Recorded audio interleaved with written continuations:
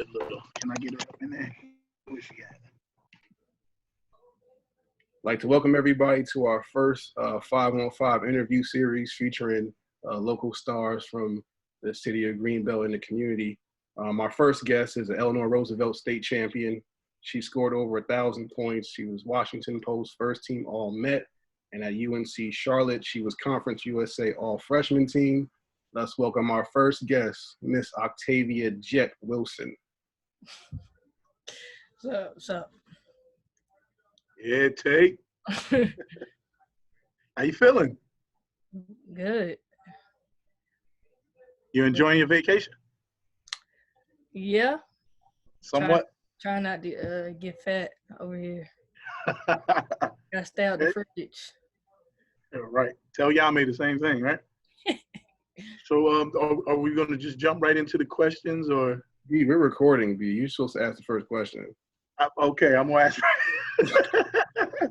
All right, so you played at Eleanor Roosevelt and won state titles, scored over 1,000 points. Can you tell us about your memories and experiences at the great Eleanor Roosevelt? Yeah, so I think my most memorable would be the game where I scored 58 for the playoff game. So, of course, that's my favorite. That would be my favorite game. But I would say over my years at Roosevelt, it was fun. Playing on the court, dominating, and just working hard off in the classroom, trying to get my grades and stuff together for college, of course. So, yeah, I would say I made the most of it. All right, and also Tay, we can't let you not point out. After you scored that 58, say it again, Frank. You did. Say that again. You remember the first thing you did after you scored that 58? After I got it located right over. I came to the rack. Yes, she came to the rack. It's about right there. We put a 58-point sign on there. That's what happened. Came right to the rack. Yep. All right. And that's the most of any Roosevelt player in a single game, correct? Yes. Yeah, male or female. Mm-hmm. Tay gets buckets. All right. And Tay, coming out of high school, you have multiple scholarship offers. Why did you choose Charlotte over some of your other offers? I mainly chose Charlotte for one, I knew I could come in and I would be able to play. That was the first and foremost important part of it.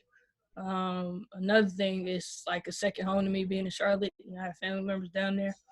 So that kind of influenced the decision as well. And knowing that my family up here can drive down, fly down, it's not that far. So all of those fit in the key factors why I chose Charlotte. Okay. Well, this year, you guys went 21-9, won in the first round of the Conference USA Tournament. So could you please tell us what it was like to have your junior year and possible run at an NCAA tournament? Bid cut short, though.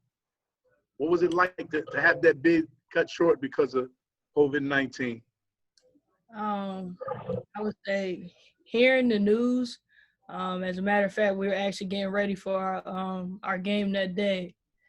So we were going over scout review, and the team we were playing was Western Kentucky. And if anybody knows us in Western Kentucky, we always go at it.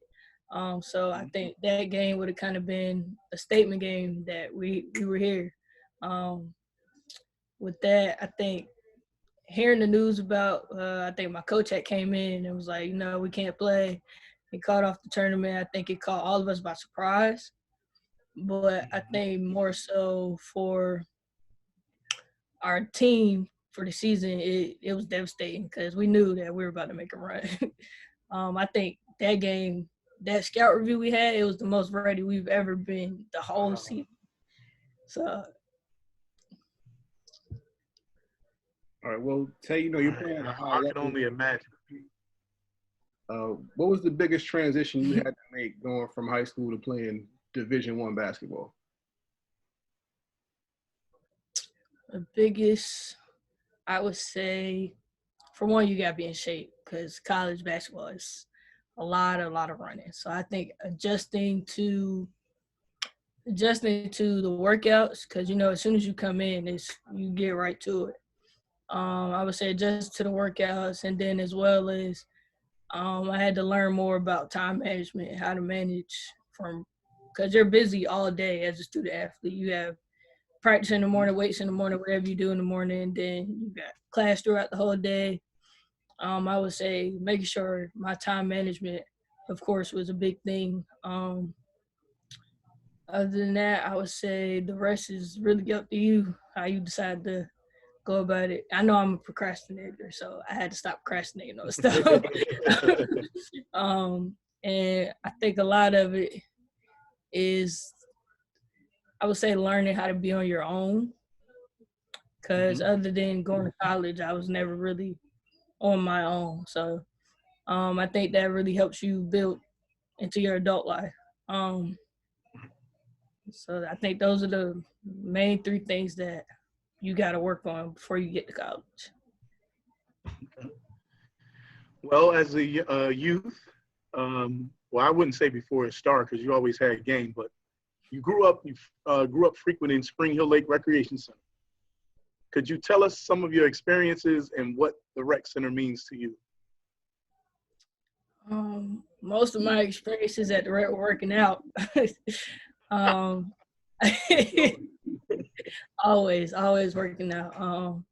But I can say that the rec is a big part of the person or the player I am today because a lot of hard work gets put in there. I know being a girl, I used to be the only girl in there. So getting beat up by the guys, and y'all pushing me to make myself better, So I think all of those play a big role into how the rec is. I think any kid that comes in there is found to love it there.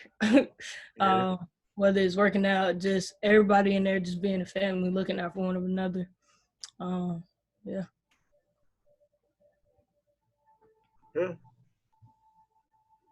All right. With that said, that concludes our first 5-on-5 interview. I'd like to thank Octavia Wilson for coming to join us. We appreciate it. Thank you. Absolutely. Stay on your protege for me. Stay in her ear. I will. She needs to hear about that running part. All right.